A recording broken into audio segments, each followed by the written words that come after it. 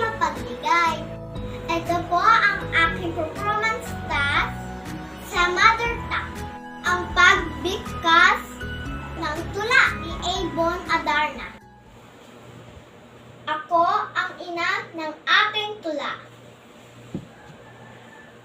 Ang tulay ay anak sa sinapupunan. Di dapat ang kininang gayon-gayon lang. Kung inay agawan, sanggol sa kandungan, di ba't ilalaban kahit sa digmaan?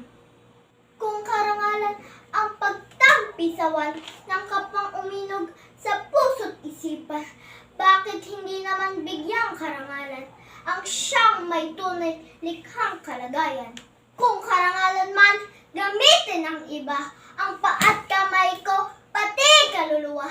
Hindi ba nararapat na bigyang halaga ang may-ari nitong bahaging dakila?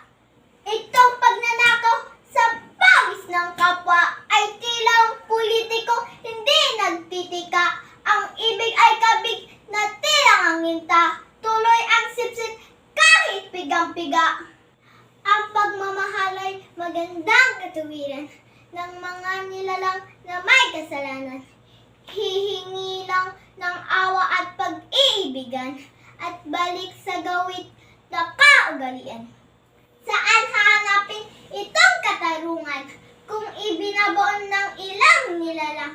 Mauwing bigo sa mundo ng kawalan, ang sikap at layon ng patas lumaban.